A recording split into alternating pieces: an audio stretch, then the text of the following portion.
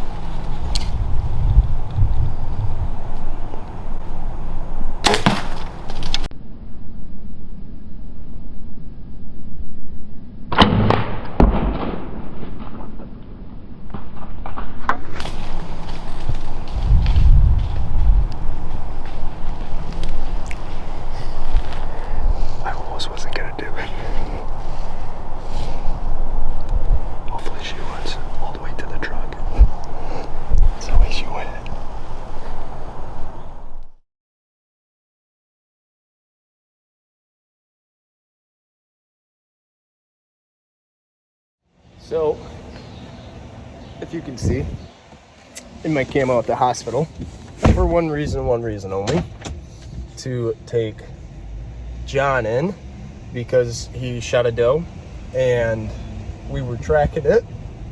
And while we were tracking it, this arrow that he was holding on to, or I'm sorry, he had it in his bow because we already ran into one opportunity where we walked up on this doe and couldn't shoot it. So he kept a arrow knocked and it got snagged on a twig and dropped right down into his calf and slit his calf open. So I'm not sure if John's ever going to come back to Michigan, but we got him to the emergency room. They have him in there now, and hopefully it all goes well.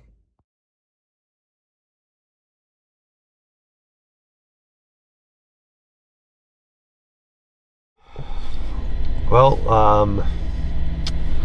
we're gonna get back at it this morning, but last night it was pretty freaking crazy.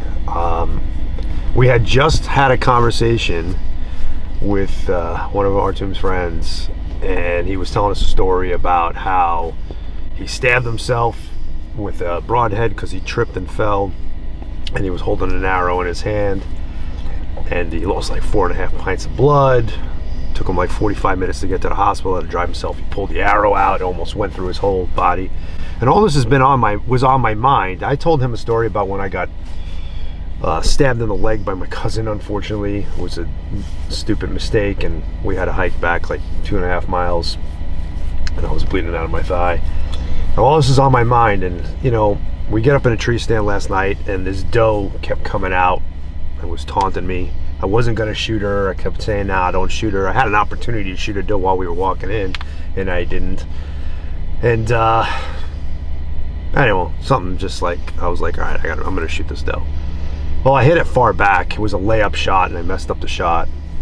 And no joke, in like 2 minutes, it starts raining, coming down hard. And so we're like, all right, we're gonna probably get out and go look and see if we can find some blood before the rain washes it away. We did that, yada, yada, yada. Long story short, we jumped her. We start moving through this thick stuff. And as we're moving through this thick stuff, an arrow pops out of the quiver, hits the ground, and my other leg kicks it up into my calf. So now I have 6 stitches in my muscle body and 11 on the outside. We spent the night in the ER. And so this morning, I can't climb a tree stand. Been a lot of pain too, but we're gonna get back after it, and we're gonna get in a ground blind and see if we can't get this buck killed. But what a roller coaster ride, especially after having that conversation with that guy, and almost that very thing happens. It was I Beetlejuiced it, I guess. So hopefully this morning will be good.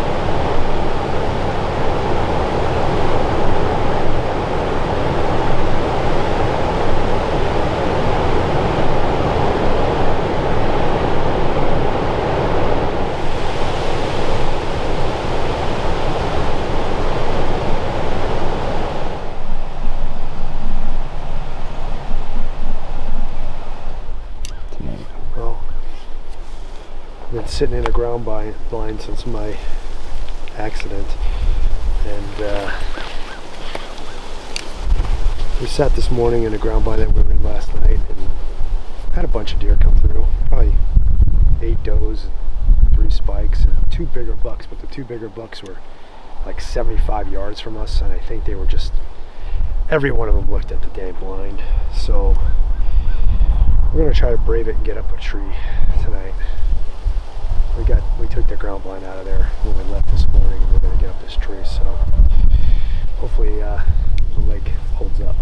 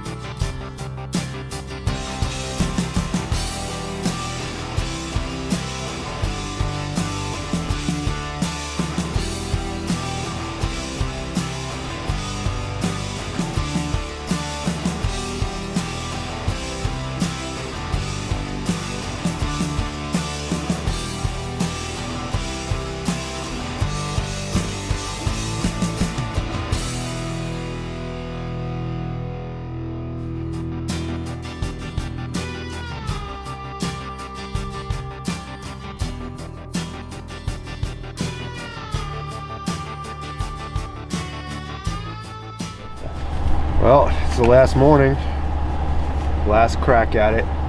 We moved the stand last night. Well, how to move the stand last night, I watched. I think we're in a really good spot.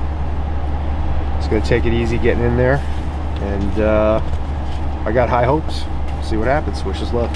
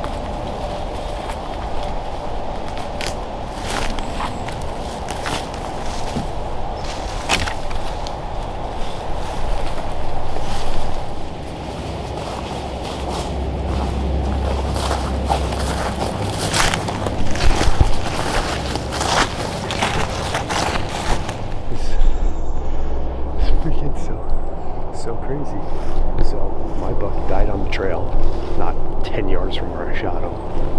There's another dead deer right back there, another dead buck. Not sure. Looked like we smelled something coming in. I thought for sure. What the hell? That's crazy. That one's dead there, and that one's dead there. I don't see any signs of foul play on him. Doesn't look like he was shot, but it's a damn shame. EHD got this guy. Looks like just a couple days ago. Nice young 2.5-year-old buck. Man, that's a shame. Alright, John. What do we got, dude? You had me all convinced that I didn't make a good shot. Oh no, it's a money shot. Look at the, even on the antlers. Oh, dude. That's perfect. Good mature whitetail. Look at the body on that. It's deer we have a lot of history with. He's a 4.5-year-old deer.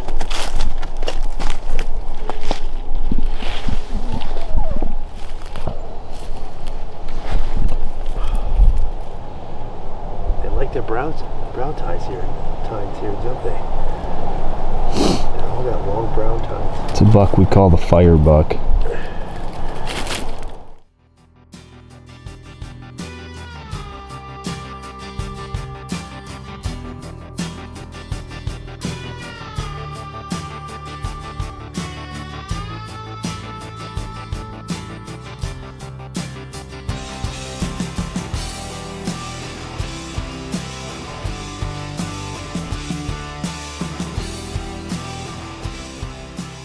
The outcome was awesome, man. I had a great time. Just fantastic hunting here. Saw lots of deer, and Artem really knows his stuff. And been a roller coaster ride, like I said many times.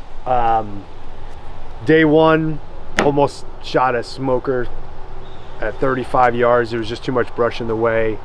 Day two, end up in the emergency room because I stabbed myself with a broadhead.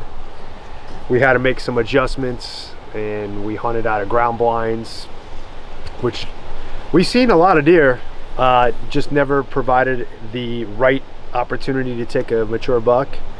Last morning I felt good enough to get into a stand. We made an adjustment on the stand, got in the stand, and this guy came out at 8:05 this morning, and I knew he was a mature buck, so we decided to take him. And that's a wrap.